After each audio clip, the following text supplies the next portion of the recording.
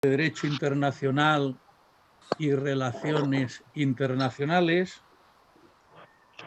profesor honorífico de la Universidad Complutense y académico de número de la Academia de Ciencias, Ingenierías y Humanidades de Lanzarote. Esas son las notas de su presentación en el programa que hemos distribuido. Yo creo que podemos recordar nuestros encuentros en Santander en la época en que Manuel era vicerrector de la Universidad Internacional Menéndez Pelayo, uno de nuestros encuentros universitarios. Pero quizá como nota significativa, por decir algo nuevo alguna vez, es que su trayectoria geográfica pues tiene mucha similitud con la trayectoria geográfica de nuestro Blas Cabrera. Los dos nacieron en Lanzarote, se formaron en sus estudios prioritariamente en su juventud, ¿no?, en Tenerife, dieron el salto a Madrid y de una manera u otra conquistaron Europa. Manuel Medina pues ha sido eurodiputado en el Parlamento Europeo durante muchos años, ¿no? Bueno, sin más prolegómenos, porque lo que queremos es oírlo a él y posteriormente pues tener un debate, coloquio, pues le cedemos la palabra. Así que, Manolo, cuando quieras, esto es tuyo. Bueno, por alusiones te diré que mi abuela era prima de don Blas, que le llamaban Blasito, y siempre me contaba de una conferencia que había dado en Las Palmas, en el gabinete literario, y dice, habló del éter, dice, no me enteré de nada. Don Blas, bueno, no voy a hablar de Don Blas en este momento más porque es una personalidad que requeriría mucho más tiempo. Yo me voy a limitar al tema y voy a tratar de hacerlo de la forma más sencilla posible. Lo llamo la Unión Europea en el sistema de las superpotencias. Con esto quiero decir que la Unión Europea no es un Estado. En este momento yo diría que la Unión Europea es más necesaria que nunca. Los ciudadanos aprecian que es más necesaria que nunca. Yo creo que la Unión Europea está haciendo lo que más ha hecho nunca, pero de todas formas hay una enorme insatisfacción con respecto a la Unión Europea. Y la razón por la cual la Unión Europea no puede satisfacer las exigencias de los ciudadanos es porque no es un Estado, no es una organización política, es una organización internacional, lo cual es una cosa muy distinta. La organización política normal se caracteriza por la centralización del poder. El poder está en manos de un rey, de un emperador, de un presidente, de un parlamento que tiene un poder centralizado. En cambio, las organizaciones internacionales se mueven en un área distinta, que es el área de la sociedad internacional. Y las sociedades internacionales, ha existido siempre sociedades internacionales que se caracterizan por la falta de un poder central, lo cual quiere decir que hay una lucha por el poder en todo momento. En la escena internacional, el poder no está centralizado, no hay legitimación del poder, no hay un poder legítimo establecido, sino que el poder se gana minuto a minuto, hora a hora y en circunstancias cambiantes. Una de las características de una sociedad internacional es el principio de la cláusula rebus sic stantibus. Las obligaciones solo valen mientras no atenten a la propia esencia del sistema y no atenten a la integridad del Estado. Claro, a lo largo de la historia ha habido muchos sistemas internacionales. Quizás el sistema casi más perfecto ha sido el de los imperios universales. Se entiende por imperios universales aquellos que tenían una ecumenia determinada. Por ejemplo, el imperio chino, el imperio persa, el imperio egipcio, incluso el imperio incaico. Cuando Cortés llegó a América, los aztecas estaban a punto de formar un imperio universal o ecuménico en la América del Norte, pero no lo consiguieron porque Cortés lo frustró. Concretamente, en nuestra experiencia personal, el imperio por referencia que tenemos, el imperio universal, fue el imperio romano, que abarcaba lo que era el ecumenio mediterráneo, desde las columnas de Hércules hasta el Ponto y el Mar Negro y concretamente Persia. Ese imperio se vino abajo y a partir de entonces el espacio geográfico en el que estamos, el espacio geográfico europeo, se ha caracterizado porque no ha sido siempre un sistema internacional. No ha habido forma de establecer un poder centralizado en el espacio que está entre, diríamos, está entre el estrecho de Gibraltar y la Europa central. Hubo un imperio romano de Oriente que aguantó hasta 1500, pero a partir de 1453, de la caída de Constantinopla, toda Europa constituyó un gran espacio internacional. Al ser un gran espacio internacional, la guerra era la forma normal de solución de conflictos. y no había posibilidad de establecer obligaciones que no fueran de ese tipo. Claro, en este momento ese sistema internacional ha ido evolucionando. Hasta 1945, el sistema internacional se caracterizaba por el dominio de las potencias europeas. Era lo que se llamaba el sistema de las grandes potencias. España, Francia, Inglaterra, Alemania, Rusia, se reparten el poder. Curiosamente, este sistema de división europea le dio a los europeos el dominio del mundo. Europa conquistó el mundo absolutamente dividida, pero entre 1914 y 1945 Europa se suicidó. En las dos guerras mundiales ha sido la mayor catástrofe, o sea, el continente más feroz a lo largo de la historia ha sido el continente europeo. No se ha matado tanta gente en ningún sitio como se mató en Europa entre 1914 y 1945. Los especialistas de relaciones internacionales hablan de la guerra de los 20 años, porque entre 1914 y 1945 los pueblos europeos se estuvieron matando entre ellos, con episodios ocasionales, como por ejemplo la Guerra Civil Austriaca, la Guerra Civil Española, las guerras chinas, es decir, una serie de episodios que enlazan el periodo de la Primera Guerra Mundial con la Segunda. La Guerra Civil Española solamente se explica en la coyuntura de la gran crisis de la sociedad europea del momento. A partir de 1945, Europa había muerto. Eso lo dijo, recuerdo, el gran pensador Ortega y Gasset, que había dicho en el año 1910 que España era el problema y Europa la solución. Todavía lo dijo en España Invertebrada del 21 y en el libro sobre la rebelión de las masas. Pero en el año 1953, cuando Ortega se le pregunta por Europa en una conferencia en Múnich, dice, tratar de resucitar Europa es como tratar de resucitar un cadáver, porque Europa ha muerto. Europa había muerto físicamente, había muerto espiritualmente. Europa en el año 1945 es un espacio geográfico dividido en un nuevo sistema internacional, que es el sistema de las superpotencias. Las superpotencias son entidades políticas centralizadas con un gran poder económico y militar que luchan entre ellas por el dominio del mundo. En principio eran dos, los Estados Unidos y la Unión Soviética.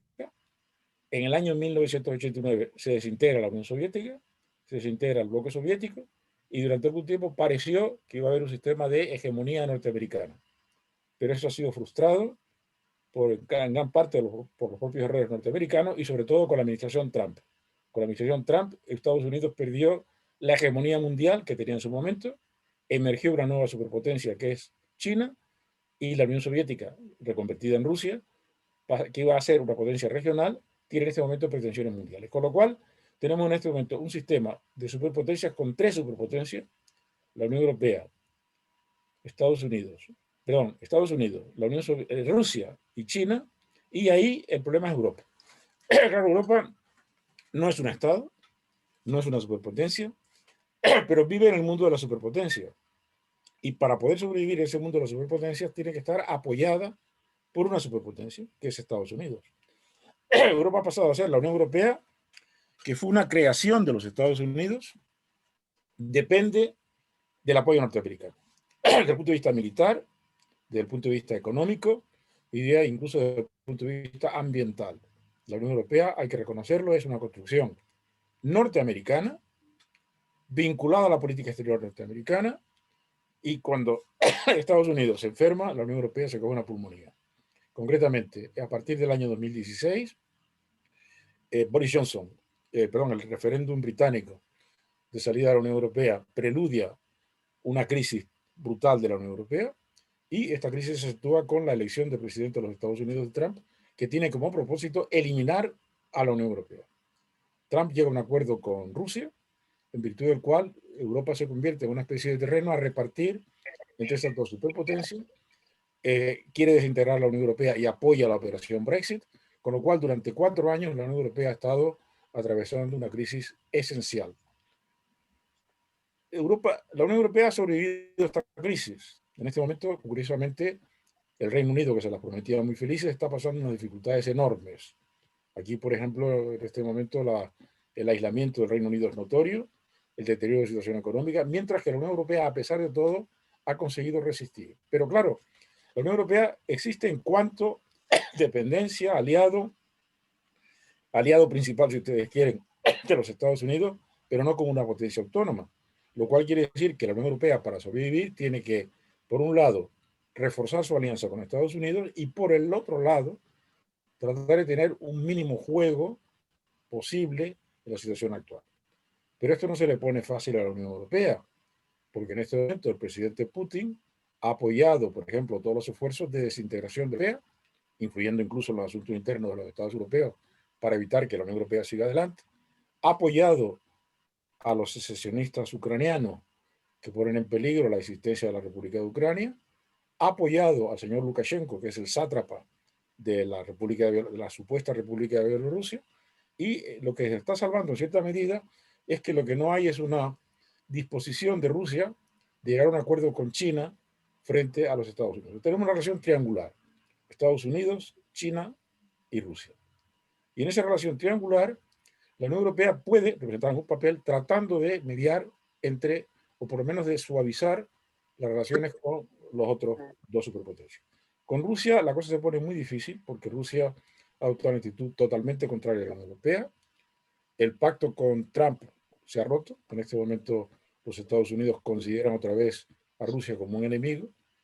El pacto con China es difícil para Estados Unidos.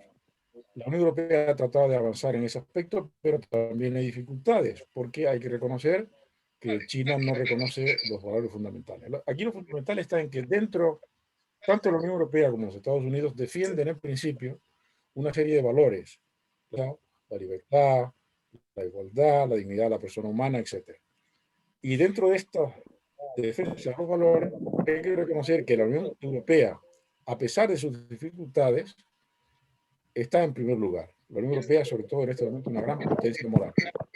Los Estados Unidos, en cambio, han atravesado una crisis muy seria durante la presidencia de Trump.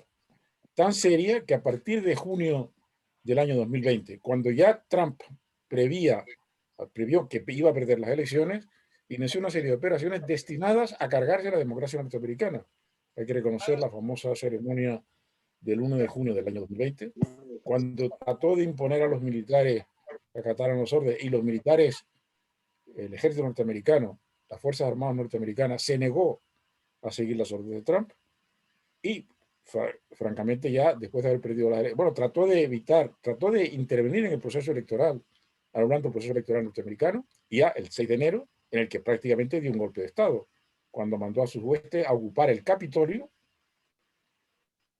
Los hombres armados por Trump, o Trump que apoyaban a Trump, llegaron al Capitolio, lo asaltaron, mataron a 5 personas y estuvieron a punto de matar al presidente, a la presidenta del Congreso, que era demócrata, y al presidente del Senado, que era republicano.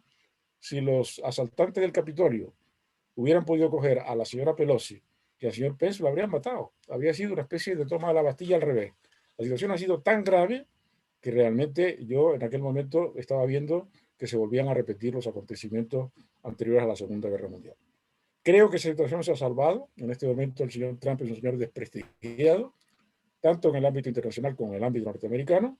El presidente Biden está haciendo una magnífica labor de estabilización de la democracia norteamericana, y que la Unión Europea no tiene otra alternativa que seguir adelante con sus buenas relaciones con Estados Unidos y consolidar la alianza con Estados Unidos. Cualquier gesto que se haga en este momento que pueda parecer que la Unión Europea está aprovechando la situación para obtener ventajas frente a los Estados Unidos a través de una negociación con Rusia o con China, iría contra los propios intereses de la Unión Europea. Bueno, habría muchos temas de los que hablar. Creo que he hablado ya bastante, un cuarto de hora aproximadamente. Y yo espero que en torno a esto, bueno, hay una serie de temas que habría que plantear. Por ejemplo, ha habido un retroceso enorme en el tema de la política migratoria. La Unión Europea estaba consolidando una política migratoria, pero últimamente la política migratoria de la Unión Europea ha desaparecido. La única norma que existe en materia de inmigración en este momento es que cada país está obligado a devolver al lugar de origen a los inmigrantes que proceden del exterior, y si no lo hace, pues tendrá que cargar con ellos, que es lo que le está pasando a España en cierta medida, al no poder devolver a los países de origen a los inmigrantes que vienen de países donde no es posible vivir, y luego la falta de colaboración del resto de los países europeos. La política de inmigración ha desaparecido. Hemos mantenido la política monetaria, el euro. Estamos tratando de hacer algo en materia de defensa, pero la política en materia de defensa está muy vinculada a los Estados Unidos, y se empieza a vislumbrar una política europea sanitaria en materia médica. Concretamente, yo diría que el progreso, se ha dicho siempre que la Unión Europea progresa en la fase de crisis, y la mayor crisis que hemos atravesado últimamente ha sido la crisis del COVID.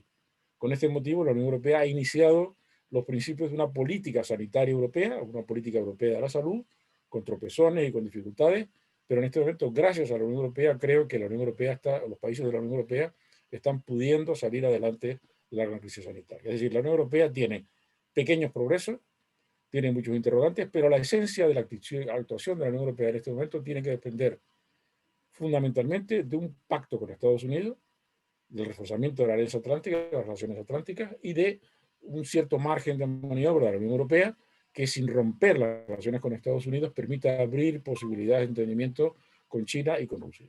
Esta es la situación y con esto termino, y creo que hay materia suficiente para que las personas que están participando en este debate puedan expresar sus opiniones al respecto.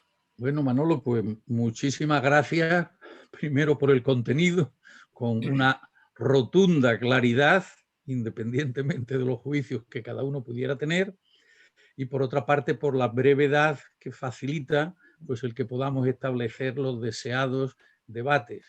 Pero ante, digamos, la brevedad que has sabido dar a tu ponencia, creo que convendría que al principio tengamos un conjunto de preguntas a hacerle para que amplíe algunas de las notas con las que ha caracterizado a la Unión Europea. Así que, en principio, empezamos por preguntas que le podemos hacer. A ver, Juan Antonio Carrasco. Sí, buenas tardes. Manuel, muchas gracias porque yo he escuchado muchas conferencias sobre la Unión Europea, pero la claridad y la contundencia de los argumentos que has presentado son producto, yo creo, de una experiencia enorme y de conocer mucho lo que es la Unión Europea. Has hablado de la política de defensa de la Unión Europea y a mí esto todos los días me causa sorpresa porque yo creo que los países de la Unión Europea tienen intereses completamente fuera de lo que es una política común de industria de defensa, industria dura, etcétera, etcétera, y que esto va a costar mucho porque hay aperturas de países hacia el Reino Unido y muchas hacia Estados Unidos. ¿Cómo ves esto? ¿Es un problema más de la integración de los países? ¿Es un problema de intereses? ¿Qué podrías decir de esto? Mira, voy a repetir lo que he dicho antes. La Unión Europea, desde el punto de vista de la defensa, depende de los Estados Unidos. La defensa de todos y cada uno de los países de la Unión Europea depende en este momento de la fuerza norteamericana. Y al mismo tiempo, la Unión Europea es un elemento esencial del sistema de defensa norteamericana. Una de las bases más importantes del mundo, yo diría que hay dos bases importantes. Una es Diego García, de la cual los Estados Unidos pueden controlar el Oriente Medio, y la otra es Rota, de la cual controlan Europa, el Mediterráneo y el norte de África. Por tanto, hay una quid pro quo. Lo que sería absurdo en este momento es que nosotros dijéramos, bueno, pues vamos a hallar a los americanos de Rota, porque nos quedaríamos sin protección propia. La Unión Europea ha hecho durante la etapa de Trump, ante la actitud tan negativa de Trump, el intento de formar una política en materia de defensa, pero ha fracasado. Ha fracasado porque la única política de defensa posible en la Unión Europea es vincularse con Estados Unidos. Solamente los Estados Unidos tienen la fuerza suficiente para proteger a los europeos de un ataque exterior. Estoy hablando de diferentes posibilidades de ataque. Rusia tiene un potencial nuclear bastante importante. China tiene una serie de factores que no conocemos. Por ejemplo, todavía no sabemos en este momento si la desaparición o la pérdida de los famosos virus de Wuhan fue por una negligencia o fue deliberada, con lo cual con China hay que contar. Es el país de mayor población del mundo, es la organización política más antigua del mundo existente, con una gran capacidad de conocimiento, con una gran estrategia, y yo creo que habría que, por un lado, hay que apoyar a los Estados Unidos en los enfrentamientos con China, y por otro lado, la Unión Europea puede representar un papel suavizador. Pero en materia de defensa, todos los intentos que se han hecho son inútiles, porque ahora la verdad la compra de aviones, la compra de material militar, responden a una serie de intereses. Y desde luego dentro de la Unión Europea hay intereses diferentes. Yo concretamente estuve en un esfuerzo de buscar una armonización en materia de adquisición de materiales y me encontré con un lobby alemán, con un lobby inglés, con un lobby francés e incluso con un pequeño lobby español. Cada país trata de tener sus propios materiales, pero estos son pequeñeces y a la hora de la verdad solamente se puede resolver a través de grandes acuerdos internacionales. Yo no voy a mencionar cada uno de ellos, pero tenemos, por ejemplo, en materia de aviación, en materia de construcción naval, en materia de portaaviones. O sea, tiene que haber un tipo de relación muy especial. Son países, en definitiva, la ventaja que tenemos que tiene Estados Unidos es un país democrático y con una cierta transparencia, aunque eso no ha impedido que los Estados Unidos hayan espiado a todos los dirigentes de la Europa Occidental a través de la famosa operación de Dinamarca. Pero bueno, hay que vivir con eso, es la realidad. Europa no puede romper con su principal aliado norteamericano y, sobre todo, tendremos que tratar de buscar la forma de conciliar nuestros intereses contradictorios. Bueno, creo que Fernando Vidal había levantado también la mano, ¿no? Fernando, Sí, venga. sí. Quiero solo Marruecos. ¿Qué hacemos o qué quiere hacer Marruecos? Te puedo responder muy rápidamente. El problema es Marruecos, no España, ni Europa, ni Estados Unidos. Marruecos cometió un enorme error geoestratégico, que fue ocupar el Sáhara. Era un bocado demasiado grande para Marruecos. Y Marruecos no ha digerido el Sáhara. En este momento el Sáhara es un territorio en el que hay una pequeña zona ocupada por Marruecos.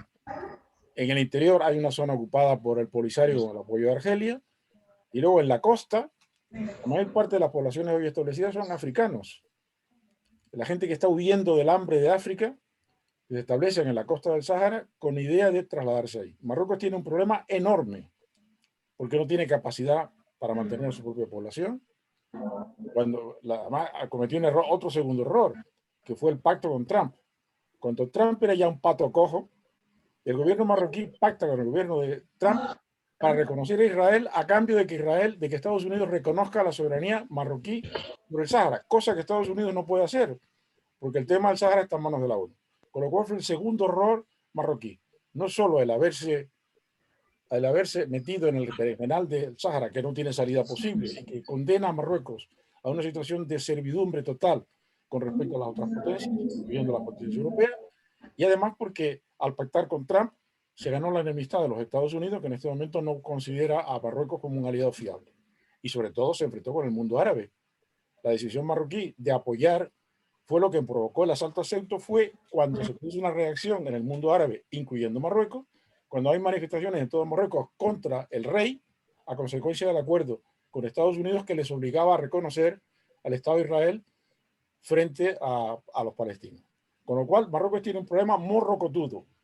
Y lo único que podemos hacer en España es tratar de que no sigan haciendo tonterías, porque cada vez que hacen algo, por ejemplo, la última cosa que han hecho, que es cerrar el tránsito de los marroquíes a través de España, lo que perjudica a los marroquíes, no a España. Con lo cual, yo cada vez que hace una cosa de Marruecos me quedo asombrado de la falta de inteligencia de los dirigentes políticos marroquíes, porque se están metiendo en un lío morrocotudo.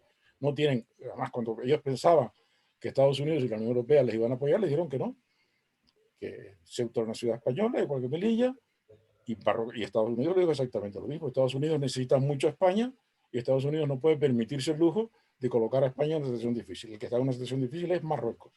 Y no sé cómo lo van a resolver porque el problema es cada vez mayor, los problemas económicos son cada vez mayores, la dependencia marroquí y una situación muy inestable en la que es una de las pocas monarquías que ha tratado de hacer algún progreso, pero que tiene una serie de limitaciones. Para mí el problema no está en Europa, está en Marruecos. En los problemas internos de Marruecos, cómo ellos podrán resolver esa situación en la que la monarquía alauita los ha metido. Jesús, me parece que habías levantado la mano, ¿no? No, yo no. Ah, no. Entonces, Juan Vicente. Juan Vicente, sí. Juan Vicente. Sí, solo era preguntarle qué papel puede tener al señor Medina, qué papel puede tener Europa en la resolución del problema climático que afecta a todo el mundo. Bueno, curiosamente es uno de los temas en los que Europa lleva la voz cantante. París es básicamente un acuerdo europeo, al que luego se ha sumado algún otro país. Es decir, un papel enorme. Lo que pasa es que, bueno, hay que reconocer las contradicciones que se plantea. Por ejemplo, para una región como Canarias, que vive del turismo y de la aviación, es la navegación aérea. Los que sepan algo, claro, esto nos llevaría a decir, vamos a prohibir la navegación aérea, con reacciones y tal, y habría que sustituirla, y eso sería la muerte para el turismo canario. Pero Europa está afrontando el tema, lleva diríamos, la voz cantante en este tema, y en este aspecto los Estados Unidos, curiosamente, siguen a Europa. Concretamente, el presidente Biden ha anulado una serie de medidas del presidente Trump que iban contra él, y además se incorpora al Acuerdo de París. Es decir, que Europa lleva la voz cantante en materia de medio ambiente. Precisamente al no tener ese poder político, al no ser una superpotencia, Europa se puede permitir el lujo de ser un papel moral, aunque hay que reconocer que ese papel moral tiene costes. Es decir, las políticas medioambientales son bastante costosas, pero parece que, bueno, estamos dispuestos a pagar el precio, aunque pueda tener consecuencias negativas para nuestras economías. Roque, creo que querías intervenir, ¿no? Sí, buenas tardes, Manuel.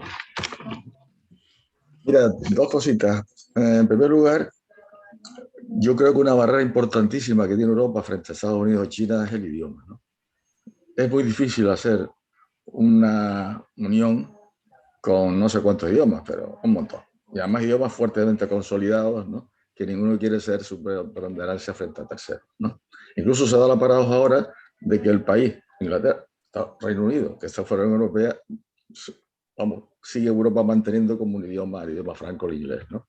Y esto es un problema, a mi juicio, que siempre he pensado en él, un gran problema, uno de los grandes problemas de la Unión Europea, las barreras idiomáticas.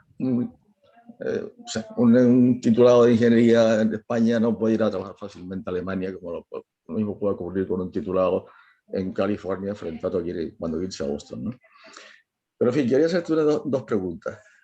La primera, que me hable un poco de Bolonia, porque claro, Europa ha hecho varios intentos de unificarse, de tener unas estructuras comunes o unas, digamos, unas ideas un poco de unidad, ¿no?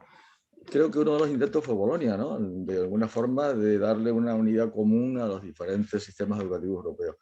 Me gustaría que comentaras algo de eso. Bueno, y otra cuestión también que me gustaría que comentaras es, la Unión Europea tiene dos posibilidades de expansión económica, ¿no? Que es África por un lado y Hispanoamérica, vamos a decir, por otro, ¿no? Y ahí España podía jugar un papel crucial. ¿Cómo ves tú en este caso el papel de España en esa necesidad, digamos, de apoyarse en América y en África por Europa? Bueno, me has hecho una contraconferencia, ¿eh? Porque he planteado una cantidad de temas que tienen una cierta conexión. En primer lugar, el idioma. Curiosamente, Estados Unidos no es un país monolingüista. En este momento en Estados Unidos hay dos idiomas, el inglés y el castellano. En este momento en cualquier sitio de Estados Unidos se habla español. En Europa, en teoría, tenemos una multiplicidad lingüística, pero a efectos prácticos el idioma de la Unión Europea es el inglés. Ya no es el francés ni el alemán, y el español no tiene el papel que tiene en Estados Unidos. El español es importante en la medida en que es el idioma de América, incluyendo los Estados Unidos. Pero por sí España es un país que solamente aporta 47 millones de un total de 450 millones. El alemán tiene, por ejemplo, mucha mayor presencia en Europa.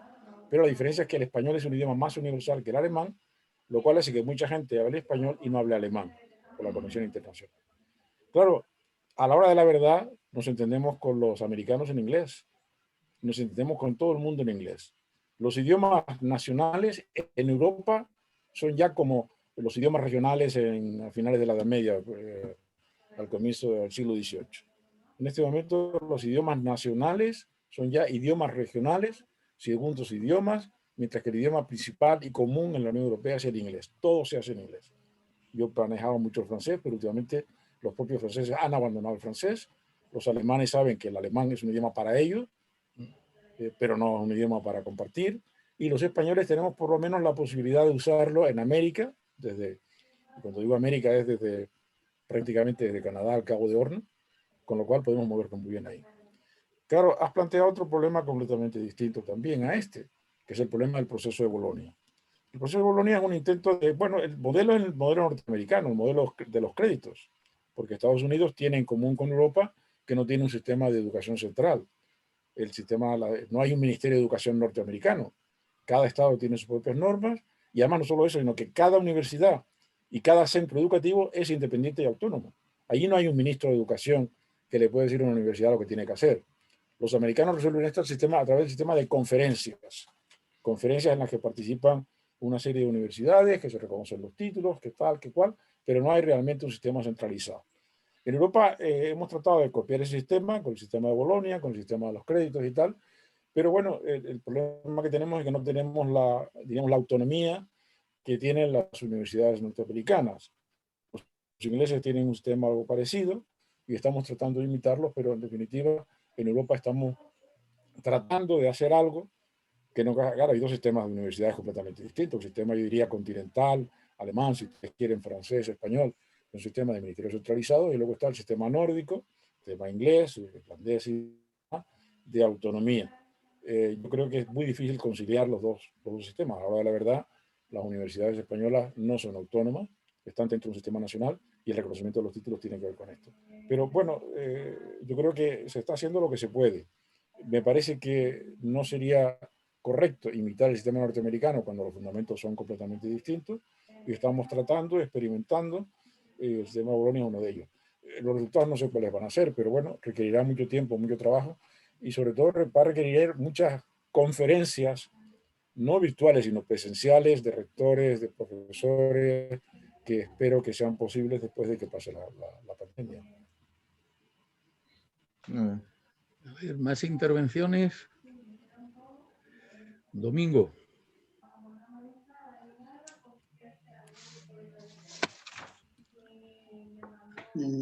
Yo quisiera preguntarle a don Manuel si se ha oído hablar de interlingua como una lengua común europea.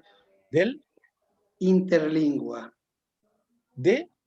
¿Se ha oído hablar de interlingua? ¿Sabe usted, por ejemplo, que la No, bueno, yo Constitución... hablar de esto, son los esperantos y tal. No, Ahora, no la es, verdad, esto no funciona. Es decir, no las es, lenguas tienen su propia vivencia. ¿Eh? Las lenguas tienen su propia... Las lenguas son un producto de la cultura de los pueblos. Entonces puede haber lenguas comunes, lenguas como fue, por ejemplo, el francés en un momento, como lo es hoy el swahili en África, ¿entiendes? Hay unas lenguas comunes que son utilizadas y que se superponen a las lenguas nacionales. En este momento, la lengua común europea es el inglés. Y si tratamos de apartarnos de eso, bueno, yo francamente, yo tenía una gran simpatía al esperanto, por ejemplo, pero luego vi que eso no tenía ninguna virtualidad práctica. Lo más práctico es aprender un idioma completo que tiene una historia detrás. El inglés tiene Shakespeare, lo cual ya es bastante, y tiene una gran literatura detrás, y tenemos que vivir en eso. Ahora, es cierto que esa lengua es compatible con las literaturas nacionales, pero no seamos ingenuos. Ahora, la verdad, el que no escriba en inglés no va a ser leído, porque hoy todo, bueno, está el chino, que no sé lo que va a pasar con el chino, que es la otra gran opción, pero a efectos de Internet y de todo lo demás, hoy el inglés es el idioma mundial, incluyendo no solo diríamos, en lo que es el ámbito norteamericano y europeo, sino también fuera de este ámbito. Cuando uno va a Rusia habla uno inglés, cuando uno va a China, uno si habla algo es inglés. Tratar, por ejemplo, curiosamente en China, como ustedes saben, no hay una lengua común, hay una serie de lenguas unificadas con el sistema geográfico, y luego hay una lengua oficial, que es el chino mandarín, que está tratando de ponerse un poco por la fuerza. Pero el inglés es el idioma universal y a cualquier parte donde ustedes vayan hoy se habla inglés. Esta es la realidad. Y yo lo siento mucho por las lenguas a las que le tengo una gran simpatía, pero todo esto no ha servido para nada a la hora de la verdad. Es una pérdida de tiempo. Bueno, estamos haciendo preguntas de momento antes de entrar a debates. Yo quería preguntarte, Manolo, preguntarte, la magnífica exposición introductoria que has hecho ha dejado un espíritu, vamos a decirlo solo así, harto pesimista. Sin embargo, en todas las respuestas sobre el ser y el quehacer de Europa, ¿no? Sin embargo, en la respuesta que nos has ido dando a estas preguntas, pues ya parece que Europa es bastante o es algo importante. ¿Cómo ves en los aspectos positivos de lo que puede ser y aportar hoy Europa a ese mundo en el que ciertamente están las superpotencias a las que te has referido? Bueno, la aportación de Europa con respecto al sistema de las superpotencias, un sistema en el que hay 3 superpotencias que luchan por el poder, es relativamente modesto. Y lo único que podemos hacer en este momento es apoyar a los Estados Unidos en esa confrontación. Luego, como tú has dicho, la Europa tiene una serie de cosas positivas. Por ejemplo, la moneda única europea, que no es única, bueno, hay moneda común europea, porque hay algunas monedas que no están en el sistema de la moneda común. Pues nos ha salvado de la gran crisis. El sistema europeo de bancos centrales ha permitido que Europa pase por 2 crisis económicas financieras fundamentales, como fue la crisis del 2007 y la crisis del COVID sin llegar al corralito. Es decir, lo normal en este momento, con la crisis del COVID, es que en España no pudiéramos tener dinero para comprar petróleo. Esta es la realidad. Y gracias a la aportación del sistema europeo de bancos centrales, la crisis está pasando, por lo menos en términos macroeconómicos, sin grandes dificultades. Incluso, además, la actual política económica europea, que es una política de apoyo al gasto público, está paliando los efectos tremendamente negativos que tiene el COVID. Lo que no hizo en la crisis anterior, lo está haciendo en esta crisis. Por tanto, mi evaluación de Europa es positiva, pero positiva en términos relativos, es decir, sabiendo cuáles son los límites de lo que podemos hacer. Europa no puede ser una superpotencia, no tiene condiciones para hacerlo, pero sí puede ser una potencia con ciertas posibilidades morales y con ciertas posibilidades, y sobre todo con una actuación en el ámbito comercial, económico, e incluso las posibilidades de hacerlo en el ámbito de la salud. Yo creo que Europa tiene muchos aspectos positivos, pero pretender que Europa sea un rival o competidor de Rusia, de China, de los Estados Unidos, me parece bastante ingenuo. Sí, pero en el aspecto positivo, que es a lo que quería referirme, has citado la naturaleza prioritariamente europea de los acuerdos de París y, en consecuencia, de la lucha contra el calentamiento global en el mundo, a pesar de no disponer de los medios, ¿no?, de las superpotencias. ¿Este papel tú crees que lleva, ¿no?, un buen camino? ¿Los acuerdos de París serán reeditados? ¿El resto de las superpotencias colaborarán y firmarán los acuerdos, etcétera? ¿Tú crees que esto se logra? Bueno, es decir, los resultados son modestos. Concretamente, el mejor resultado que tuvimos lo tuvimos durante la época del confinamiento. Durante los meses del confinamiento, de contaminación en todos nuestros países bajó un montón. Cuando uno se asomaba a la ventana, lo único que veía era pájaros. Esto realmente, cualquier desarrollo económico es incompatible con la protección ambiental, porque los objetivos que hay son objetivos de evitar que el calentamiento sea excesivo.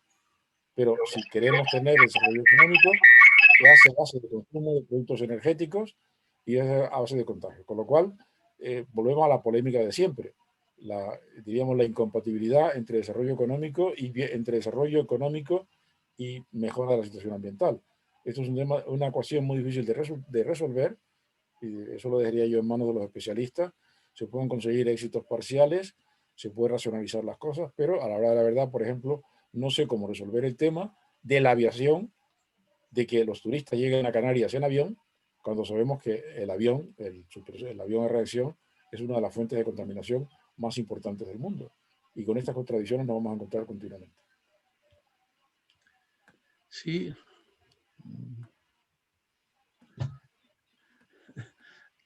Sí, habla. Manuel, cuando hablas de la aviación, yo ahora mismo estoy metido en un mundo muy profundo en la aviación, y lo que se está haciendo a nivel mundial es, y digo de Europa a Estados Unidos hacia Europa, es intentar reducir las contaminaciones que producen los combustibles actuales en un 50%.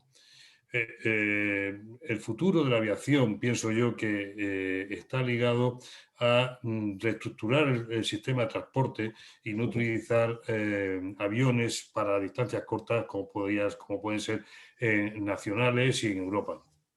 Pero aquí volvemos a lo de siempre.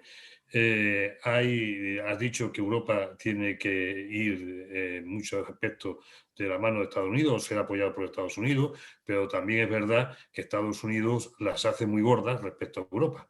Y no es cuestión de Trump, ni de Biden, ni de presidentes anteriores. Es una política de imperio, de intentar mantener el posicionamiento y sobre todo de trabajar contra China, porque es su principal oponente desde el punto de vista tecnológico, y ahí pues los europeos o nos espabilamos y hacemos nuestras propias políticas y fuertes, o nos vamos al garete. Esto es lo que pienso yo.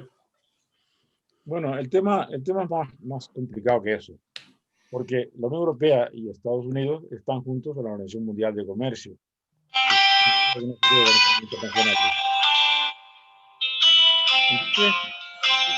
todo el tema, por ejemplo, el fundamento entre Airbus y las compañías de aéreas norteamericanas tiene dos aspectos. Claro, uno de los aspectos de las compañías norteamericanas es la aviación militar. En Europa no tenemos todavía una aviación militar muy ordenada. Nosotros estamos en una situación de debilidad. Pero es cierto que en este momento pues, el Airbus se ha desarrollado en competencia. En un momento determinado, yo recuerdo, los pilotos españoles decían el jamón serrano y el avión americano. En este momento hay aviones europeos, que antes parecía difícil, ¿no?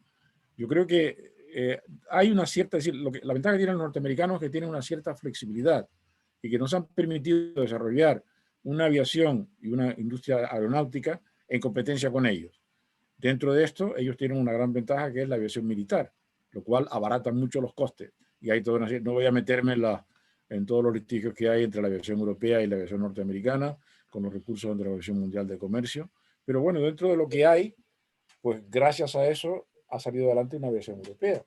Estoy de acuerdo que los americanos tienen una posición dominante en materia de aviación, pero que nos han permitido dentro de esto el tener nuestro propio espacio. Yo creo que la solución no va a estar en una guerra comercial entre Europa y los Estados Unidos, que ganarían los Estados Unidos, porque están en mucho mejor posición que nosotros, sino algún tipo de aproximación. Hay, por ejemplo, toda una serie de aspectos que tienen que ver con la contratación militar, con el procurement, que llaman los americanos, ¿no? La contratación estatal o pública. Y ahí siempre nos encontramos con una serie de dificultades provenientes no solo de la Federación Norteamericana, sino de las competencias de los Estados miembros de la Unión Norteamericana en materia comercial. Hemos tenido problemas, por ejemplo, con Canadá, en el que también hay un sistema federal. O sea, es un tema bastante complejo que requiere mucha negociación. Ahí, para mí, una de las cosas más perjudiciales que hizo el señor Trump fue cargarse el acuerdo transatlántico de protección de inversiones, el TTIP, que es una de las cosas que había avanzado mucho, curiosamente, desde la administración republicana, pasando por la demócrata con Obama, y que Trump se lo cargó gratuitamente. Suprimió la posibilidad de un gran acuerdo entre Europa y los Estados Unidos que cubriera todos los aspectos relativos a las inversiones y el desarrollo comercial. Espero que Biden, bueno, por lo menos la intención que tiene Biden es volver otra vez a la situación anterior, porque va en beneficio de los europeos y de los norteamericanos que lleguemos a algún tipo de acuerdo, midiendo el papel respectivo y sin que los americanos asfixien a la economía europea, que sí podrían hacerlo. Orlando, creo que querías... Habla, Orlando. Sí, vamos a ver, el multilateralismo es ahora una herramienta, o puede ser una herramienta de nuestro país y de la propia Europa. Manolo. El problema está en que el multilateralismo es esencial para Europa. Sin el multilateralismo lo que habría sería el dominio de la economía europea por parte de los norteamericanos, por parte de los chinos o por parte de los rusos. El multilateralismo en este momento garantiza un sistema internacional en el cual pues, se trata de mantener ciertos flujos comerciales. Ahora, hay que reconocer que el multilateralismo está compensado por el proteccionismo y cada Estado trata de proteger a su propia industria. Siempre, por ejemplo, las negociaciones comerciales, ustedes no encontrarán a ningún representante comercial que presuma de haberle dado a otro país ventajas. Cada representación, esto se discute hoy en los ámbitos internacionales, dentro del marco de la Organización Mundial de Comercio y en otros ámbitos, en una serie de negociaciones entre estados, en el que las soluciones multilaterales llegan como consecuencia de un compromiso entre diferentes estados que tienen interés particular en esto.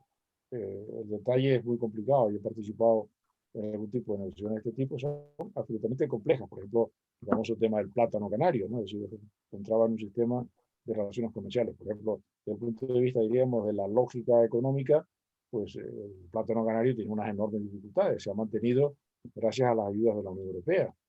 Pero es decir que la Unión te admite, en este momento el sistema internacional admite cierto proteccionismo para proteger a determinados productos o determinadas regiones, pero la base tiene que ser el intercambio libre. En el momento en el que no haya libre intercambio, se hunde el comercio internacional, que es uno de los factores de creación de riqueza más importantes del mundo, aunque tiene el inconveniente, como señalamos antes, de un efecto ambiental muy fuerte. ¿Más preguntas? A ver, Felipe. Felipe. Abre el micro. Abre el micro, Felipe. Vale. Ahora. Bueno, un saludo, Manolo, desde Fuerteventura. Hola. Y a todos. Mis preguntas van un poco en la línea de nosotros en Canarias estamos como en un lugar fronterizo, ¿no? Estamos en la frontera sur de Europa, con América Latina, con el tercer mundo, con África, ¿no? Entonces has tratado dos cuestiones, o una cuestión, el tema migratorio. A mí me gustaría si se podía profundizar un poco más en el sentido de que tanto desde Canarias como más al sur, la pregunta que se hace mucha gente es si Europa va a seguir manteniendo, o digamos, como pasa también con Estados Unidos, ¿no? Esa cerrazón o esa frontera, esos muros de contención, de manera que la salida migratoria no solo se regule, sino se evite totalmente, ¿no? Sobre todo, por ejemplo, escuchando el discurso de algunos países de la Unión Europea, tipo Hungría o Polonia, que parece que eso es lo que está prevaleciendo. El otro día decía el ministro me parece que era de Hungría, de Asuntos Exteriores, que los europeos están tratando de regularizar la inmigración, pero de lo que se trata es de suprimirlo, es decir, de evitar de todos los medios de que esa gente venga, ¿no?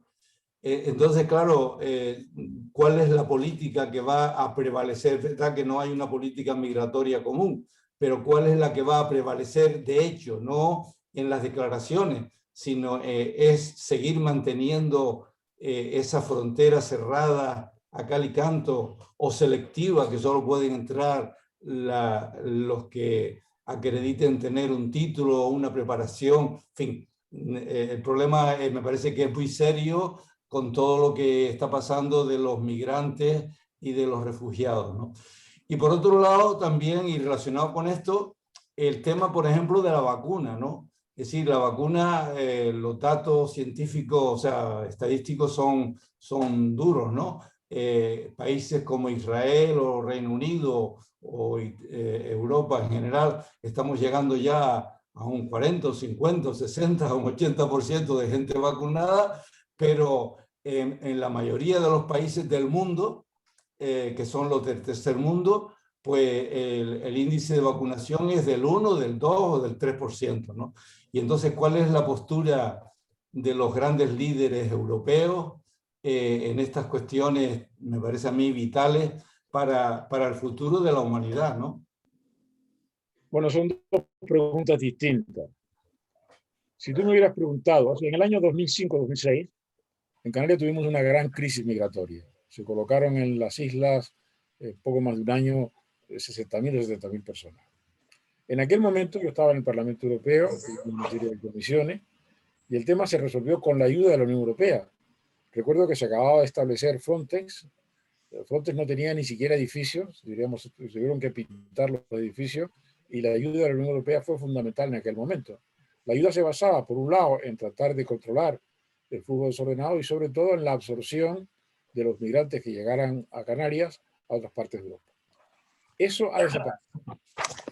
A partir de 2008, en 2008 se aprobó la directiva de retorno.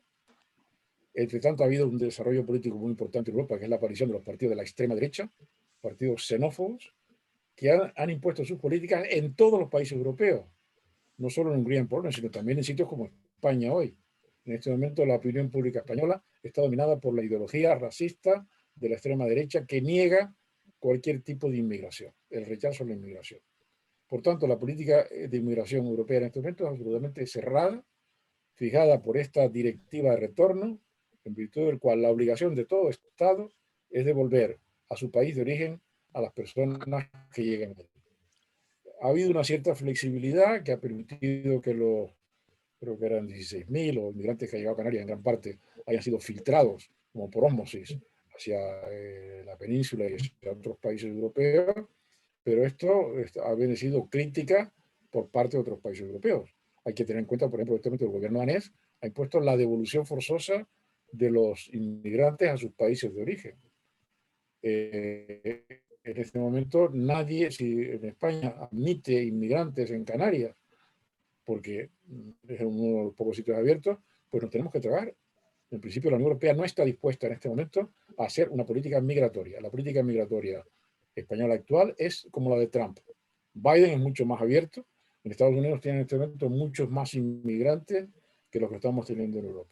La política de cierre absoluto a consecuencia del predominio o del triunfo de las ideologías, los partidos de la extrema derecha que son racistas y xenófobos. Por tanto, si tenemos inmigrantes, nos vamos a tener que tragar y tratar, pero la solidaridad europea va a ser mínima en este aspecto. Cada país va a tener, cada palo va a tener que aguantar su vela con una opinión pública europea absolutamente xenófoba, dominada por los partidos de la extrema derecha. Incluso había unas resoluciones del Tribunal de Justicia de la Unión Europea condenando a Hungría y a algún otro país de la Europa Oriental por no cumplir los acuerdos de redistribución, pero esto se acabó. En este momento la filosofía es, hay que evitar que los inmigrantes lleguen a Europa. había una cosa en aquel momento que fue la ayuda de la Unión Europea a Libia para el establecimiento de un gran campamento que se hizo para 6.000 personas y que al final acabó teniendo millones de personas de acogida de los refugiados que venían de África. Pero claro, esto es una especie de caldero a punto de explotar, porque África siempre ha explotado. Bueno, todos venimos de África, como ustedes saben. Todos los que estamos aquí presentes, nuestros antepasados eran africanos y nos hemos ido acomodando al resto del mundo y Europa sigue exportando gente. África sigue exportando gente. Y la cuestión está en que África no está en condiciones de mantener a su población en condiciones dignas, una crisis social, política, étnica, rocotuda. Y no tenemos en este momento la política europea, diríamos, de generosidad hacia África, ha desaparecido, siendo transformada por las posiciones xenófobas, racionalistas, racistas, que predominan en este momento en Europa, aunque esos partidos no estén en el gobierno, pero son los que inspiran las políticas del gobierno. Con respecto al segundo tema, que es el del COVID, pues bueno, eso está claro. Me parece que en este momento los europeos y los norteamericanos y algún otro país más tenemos como el 90% de las vacunas, el resto del mundo apenas tiene vacunas, con un problema que, bueno, creo que los médicos estarán de acuerdo, que es que las vacunas, la enfermedad no conoce fronteras, y que si hay una epidemia en un país africano, pues nos acabará contaminando. La Organización Mundial de la Salud ha recomendado que no se vacune, por ejemplo, a los más jóvenes, sino que se empiece a vacunar o se empiezan a dar vacunas a los países del tercer mundo. Pero a ver qué gobierno se atreve a decir a sus ciudadanos que no va a vacunar a sus ciudadanos porque hay que dárselos a Ghana o al Congo. La realidad es que la política real en este momento es una política muy nacionalista en todos los países europeos, incluyendo los Estados Unidos también, y que la generosidad brilla por su ausencia. Lo que pasa es que es una política estúpida, sin razón, que no toma en cuenta que estamos viviendo en un mundo en el que los virus no conocen de fronteras ni de pasaporte. Pero me temo, soy bastante pesimista en este aspecto. La Unión Europea ha adoptado unos acuerdos de principio, pero hasta que no esté vacunado el último ciudadano europeo, los países europeos no van a ser generosos con los países del tercer mundo. ¿Más cuestiones? Bueno, pues estamos llegando al final de esta densa presentación y esta reunión tan extraordinariamente rica en cambio de impresiones. Yo creo que lo primero que tenemos que hacer es agradecerte, Manolo, el esfuerzo y la claridad con la que has expuesto tu visión, muy interesante, muy rica. Creo que nos has abierto mucho los ojos. Y segundo, pues manifestarnos pues, que la reunión esta, como las anteriores, creo que han servido como un magnífico lazo para conocernos mejor y para dar muestra de la vitalidad actual de la academia y de nuestras relaciones como académicos, ¿no? Así que el primer lunes del mes próximo, Sebastián Delgado nos hablará de otro de los grandes problemas que tiene hoy la humanidad, que es el agua, concretado de una especial manera, pero a fin de cuentas el problema del agua. Muchísimas gracias por vuestra presencia, por la gran participación que hemos tenido hoy y en la esperanza de vernos, ¿no?, el primer lunes del mes que viene. Pues buenas tardes y muchísimas gracias. Abrazos. Buenas tardes.